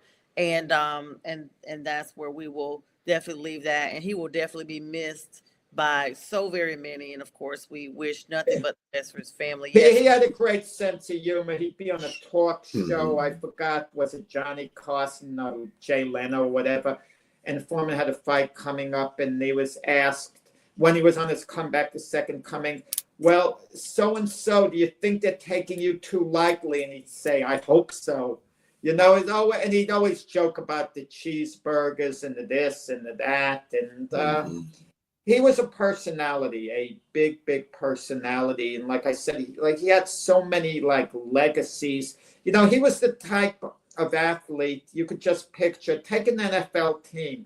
They're in the locker room and someone walks into the locker room and all the players are going to line up and want to meet him. Foreman was that type of big personality. If he walked into the Detroit Lions locker room, all the players would get up and get online.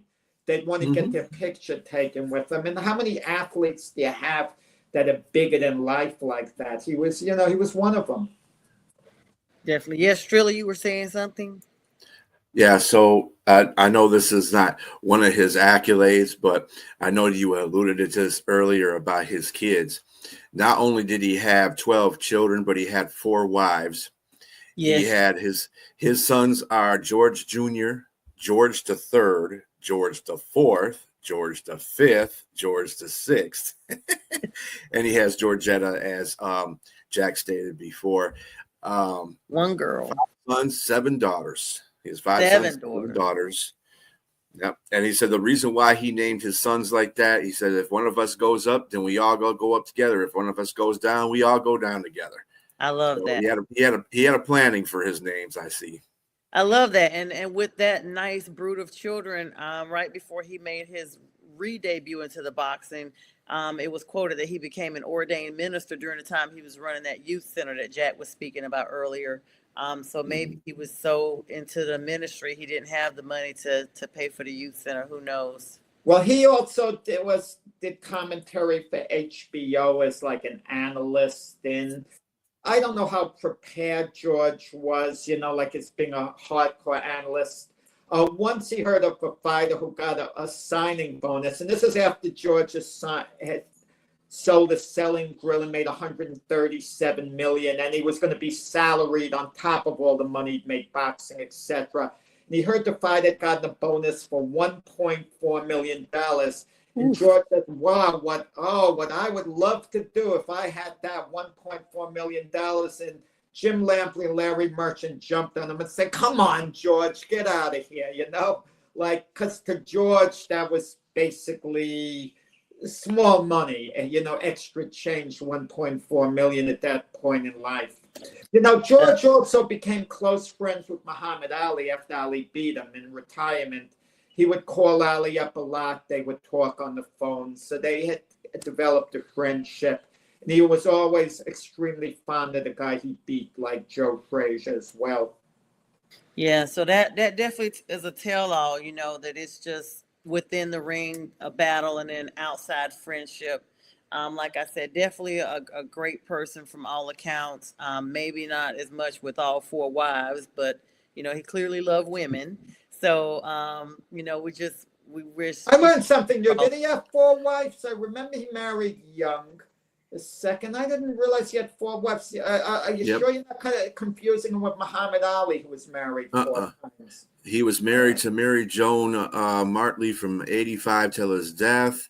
He was married to Adrienne Calhoun from 71 to 74, Cynthia Lewis from 77 to 79, and Sharon actually it's 5. Sharon Goodson from 81 to 82, and Andrea Skeet from 82 to 85. So he had 5 wives actually.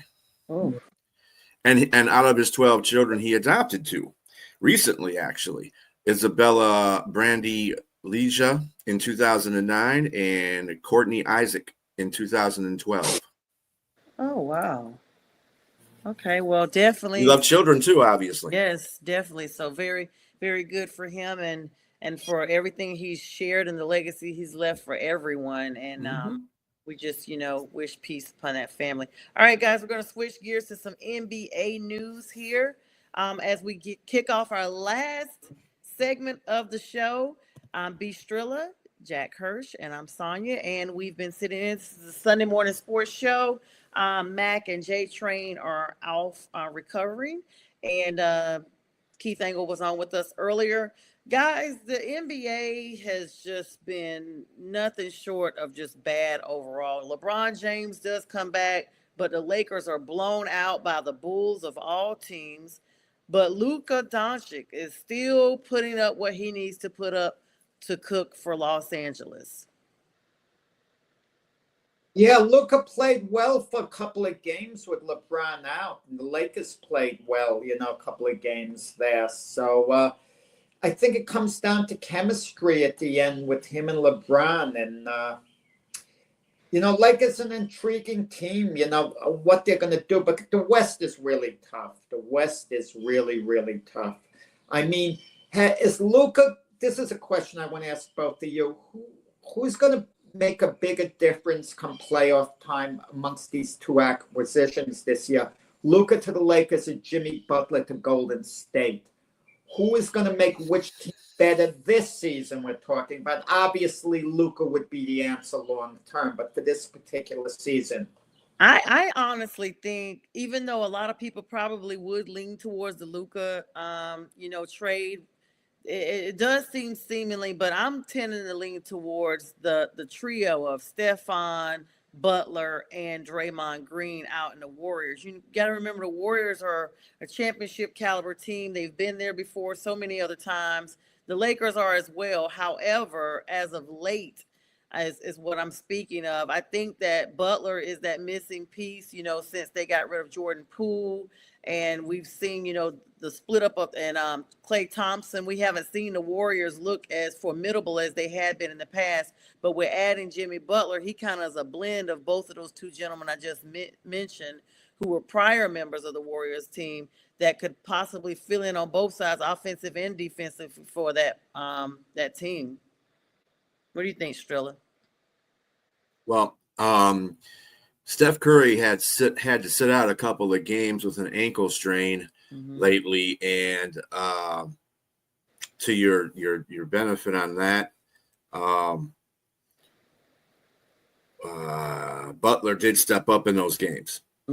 Actually, he had the high scoring in both the games that they won, and they played pretty well without Steph Curry, which is amazing in itself, but whatever. Right. But they did pretty well. And you got to also look out for other players that are making differences on that team. One of them being Brandon Podziemski. He's averaging 10.5 points a game, but there's some games that he does step out there and really play well. That's the guy I notice a lot when I'm not looking at Steph Curry and Butler and Draymond. He's actually making this is a good team. This is a good, stable team. It's not one of the best teams that Golden State has had in the past, but it is a stable team, and I think they'll do well in the playoffs. I don't think they're going to go to a championship. I don't think they have that team caliber yet, but they are going to make a dent in the playoffs. I do like OKC, but yeah, to what Jack said, yeah, I think I would go with Butler and Golden State before I go with Duke. What are your The thoughts, Lakers. Jack? Yeah, what are your thoughts, Jack? I don't know. I mean, Luca's at his best in the sense if he's asked to carry a team. But keep in mind, him and Kyrie teamed up last year, 2 games away from winning the NBA championship. And a focused LeBron come playoff time, if he can gel with Luca, and the rest of the guys like Austin Reeves have it together. But when you're playing guys like Dorian Finney-Smith and counting on them as starters, you kind of like wonder. It would seem to me that between OKC and Denver, one of them is going to go to the finals. They're the 2 favorites and, hanging a little on the outside of the Golden State, the Lakers, etc.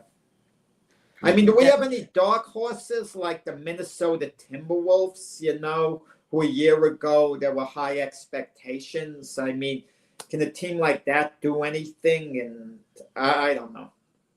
Well, nobody's talking about Houston. Yeah. Houston's on a 9-game There's winning a streak reason right no now. one's They're playing. talking about it. No one believes they're going to. Yeah. Hi, And they're the number 2 seed in the West. So Yeah. I mean, they've been playing some tremendously good ball. That's another question too. You say they're the number 2 seed in the West, but a few teams are kind of bottled up so close together for the next few seeds. How important is that seeding going to be to certain teams, who they're going to play? Now, if you're a team like the Denver Nuggets, for example, you want to be a number 2 seed, obviously, which, because you don't want to play OKC until the finals or something, or that type of scenario. I mean, how many teams are going to try to be avoiding certain other teams? In this day and age of the NBA, I don't think anybody's going to try to avoid anybody, to tell you the truth. In the East right now, just to take a point, because the Pistons are a 6 seed, and everybody wants them to draw the Knicks because the Knicks are probably playing the most vulnerable of the teams right now, although the Knicks have gotten on a little healthy game-winning streak lately. I think they just won their last game, but they got players that can get you to the championship too. I don't think there's really any. I just don't think in the NBA, this NBA now, you have that factor going into the playoffs. I think everybody will be happy playing on anybody. I just don't see that being a factor. But don't we have to wait for the play-in tournament to be done before we know the seeding? That's the whole thing. Yeah. You're looking and sometimes you get a dangerous team in the play-in format. With all of Dallas's injuries, they've now fallen basically into a tie with Phoenix. And Dallas isn't going to present a danger to anyone, not with Kyrie Irving out for the season. Even if Anthony Davis comes back, they're not going to be that dangerous, I don't think, without Kyrie. But the Phoenix Suns, you never know come playoff time if they put it together. And let me just interject here. Mac chimed in. He says, "Good morning, great show." He chimed in about 3 best minutes to ago. Mac. Definitely best to him. Mac. You save me a text message to Mac later, Mac. I'm sending my best now. Okay. Absolutely. Now, you guys and Mac, thank you so much for joining us here today. We hope we see you real soon. We wish you all the best. Y'all, the Thunder is what's making the loudest noise, though, as that sneaky team. They made it official on Thursday night that they have clinched the West #1 seed and home court advantage throughout at least the first 3 rounds of the playoffs. The Cavaliers, despite their worst skid of the season, maintain a lead over the #2 Celtics, which is another shocker. And they're holding steady with 5 games as of today. So it's still a lot of ball to play. Cleveland is on a downcast right now. They've lost the last 4 games, and the Celtics have won the last 4 games. So this is going to come down to the end of the season. And I can see this already. How many games they are right now? I think it was 6 the last time I saw. 5, 6. You know, the Celtics are coasting. If they do play the Cavs in the Eastern Finals, all it means is the Cavs have one extra home game. And I don't think the Celtics are sweating that. They're that concerned. You know, they'd rather rest and focus, you know, on the playoffs and be geared towards that. They're 5 games behind Cleveland is so no need to try to chase them. You know, they don't have enough time. But not that it would matter. I think everyone basically expects the Celtics to come out of the East. I think that's a strong consensus. I think in the West we'll have so many varying opinions of who could be in the finals. Yeah, I mean, let's not forget the play-in teams either. I mean, Sonia's Atlanta Hawks, man, they're playing terrific too. I think they've won the last 5 out of 6 games. The Chicago Bulls, who beat those Lakers, they're playing well too. It's just it's whoever comes into the tournament at the same time, basically. Go ahead, Jack. You're muted. Ask you this: if the season ended now, you mentioned the Atlanta Hawks. In the play-in tournament, I believe they'd be playing the Miami Heat as of now. In the Heat, they've been dreadful, losing game after game after game. So that would be nearly like a gimme for the Hawks, the way things are right now. And then there are number teams that are beatable there. I mean, decent teams, but beatable, like the Pacers, even the Bucks, you know, a beatable team. I mean, 40-30 so far. I mean, few people expect the Bucks, you know, to come out of the East. And I'll tell you, the big surprise has been the Detroit with JB Bickerstaff there. I mean, they've been the biggest surprise in the NBA when you consider how bad they've been the last couple of years. To see what they're doing this year, becoming a playoff team. I mean, it's wow. It's hard to believe the coaching hasn't played a major role in that. I don't want to hear, well, the young players like Kate Cunningham are finally putting it all together. I think it has to be a lot more than that. I know they made certain veteran moves like Malik Beasley, etc. But they've been the big surprise to me, the Detroit Pistons. I mean, how unfortunate. Go ahead, Tony. No, I was going to ping pong onto a different team. But go ahead and talk about the Pistons, and then I'm going to plug in somebody else that could have been. We just talked about the Pistons, Sonia. I mean, I just want him to you know, the coach went off on the officials a few days ago about all the technical fouls called on them.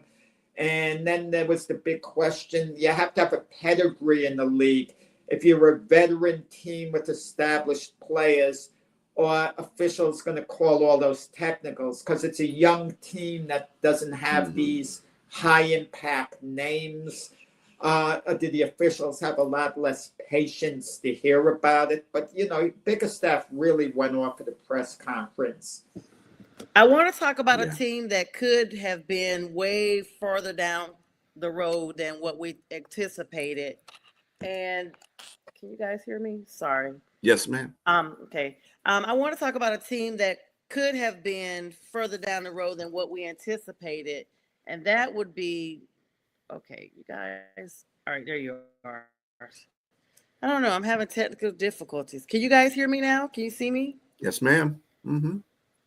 Okay. For some reason, my screen just moved. All right. I guess I wasn't supposed to talk about this team. But anyway, just like these issues I keep having, this team I'm about to bring up next is one of those teams that has had their own share of issues, and it's actually heartbreaking. And it's none other than the Philadelphia 76ers. Now, when they went down with Joel Embiid, who's been plagued by injuries, they thought they were going to be able to bank on Paul George for being a person that could propel them into the playoffs and kind of save the day, even though Joel is out once again, season-ending injury. However, now Paul George himself is in that same position, and unfortunately for the 76ers, they will probably most likely miss the playoffs.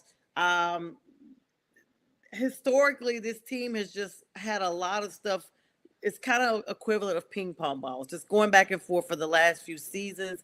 I don't know what it is. It's kind of like a bad omen over that organization. What do you guys think? I don't think Philadelphia Eagles, huh? No, I don't think anyone expected Paul George to be a savior. He was going to be part of the big three with Embiid, Maxey, Paul George. That became a kind of fad in the NBA. Have your big three. All the teams would look to have a big three. And like we mentioned, Phoenix before. So that worked for Phoenix, Devin Booker, Kevin Durant, and Bradley Beal. But Paul George, we use the term a little long in the tooth. He was long in the tooth coming to the Sixers. I mean, what did he do from the Pacers? He goes to OKC. Him and Russell Westbrook were buddies. They didn't get it done. And then he went to the Clippers. They didn't get, Kawhi Leonard recruited him there. They didn't get it done. So why would he get it done going to the Sixers? But you mentioned the Sixers. Joel Embiid's out the rest of the year with an injury. They got to rebuild there. I mean, Embiid could come back next season healthy, but, their window is closed as far as, a championship goes. Yeah, they could get Embiid and maybe go to the playoffs next year at most. They got the 6th pick. They got a 6th pick, so it's gonna figure out. It's gonna be very important because right now, Maxey, McCain, Grimes, and a top 6 pick is what they're going to be basically looking at as far as. Well, I don't know. The draft order hasn't been set yet because the season's not over. They're saying they're going to be in the top 6. That's what they're saying. They're going to be in the top 6 for picks for where they are today. I don't know what order, and with the lottery balls, you don't know what's there. And this, the NBA isn't the NFL. If you get the 6th overall pick in the NFL, you're going to get a high impact player. And the NBA somehow, it's a little more hit and miss, unless you get the first 2 picks. Yes. And I think the Sixers need to move on from Joel Embiid. I do too. Best possible deal. Too. And there's some team that's going to want to roll the dice with Embiid, change their culture. They're going to need to take a big gamble, and they would be willing to give up a lot to get him. Yeah, he reminds me a lot of Zion with all these injuries, but he's put up more stats than what Zion has. Zion is, came into the league. He's stayed relatively healthy as of late, but those first couple of seasons, we were just like, okay, why is he still on this team? But, looks like he's had another injury as of 15 hours ago. Wow, I guess I spoke to Zion again? Yes. It's saying NBA fans react to Zion Williamson injury news as of 15 hours ago. He got injured against the Pistons of all teams.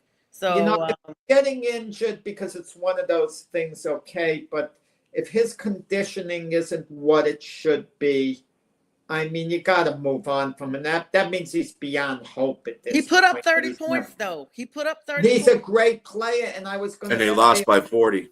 Yep, they lost. So, yeah, he needed 10 more points, 30 more points. Someone has got to score points. So there's always going to be one player on every team, no matter how bad they are, with who we're going to think is good. Oh, they got 28 points. Well, someone's got to get the darn points. It doesn't mean to play as much, Yeah, they said he's questionable for today's game. He's had a back injury now. I don't know. Striller, what are your thoughts on that? Do you follow Zion? I mean, it's just a lot, seemingly.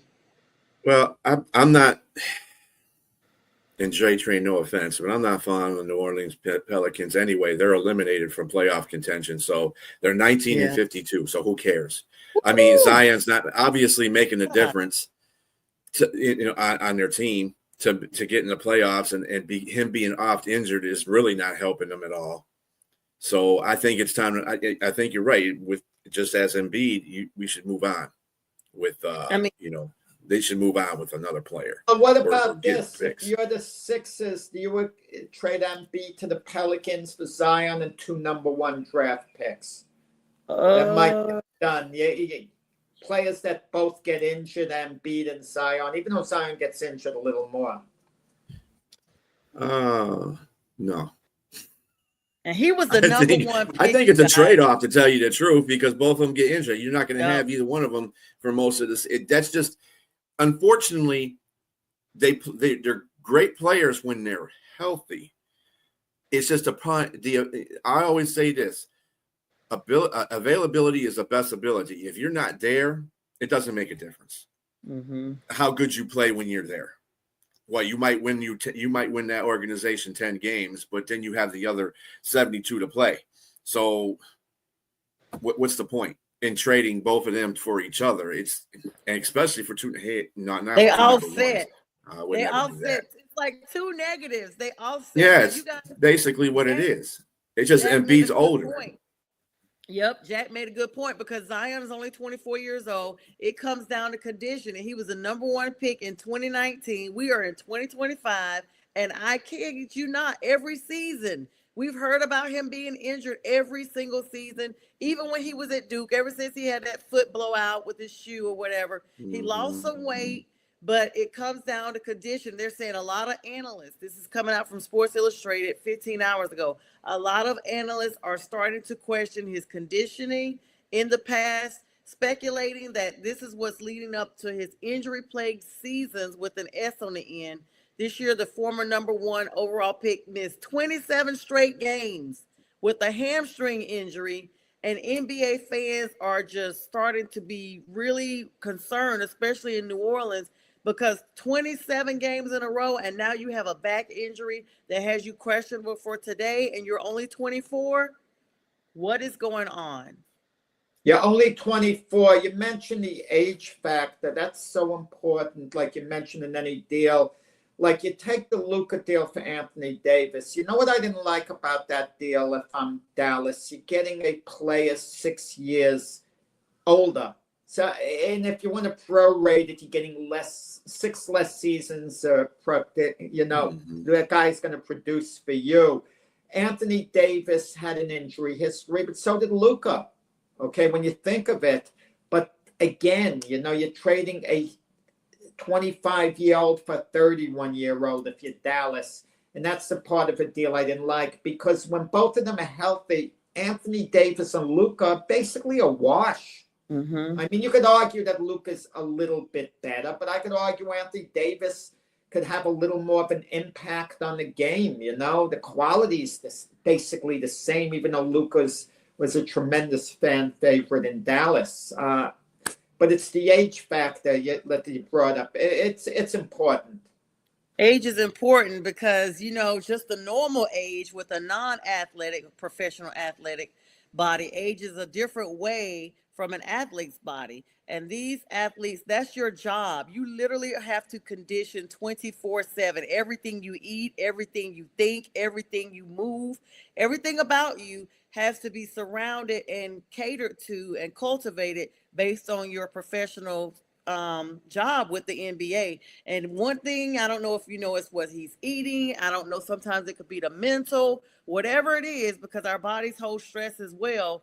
It is not happening, the fact that this is every single season. And whenever you start having a player that every season they're injured from the beginning, it does make you start to question the longevity with that organization.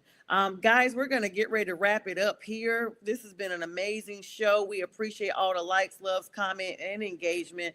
I am Sonia. This is Bestrilla and Jack Hirsch as well. And Keith Engel was on with us earlier. And this has been the Sunday Morning Sports Show. This episode will re-air this afternoon at 4 p.m. Eastern Standard Time. We wish you all a great week, and please download the Roku app so that you too can be in the know when we are live. Good Sunday to everybody. God bless.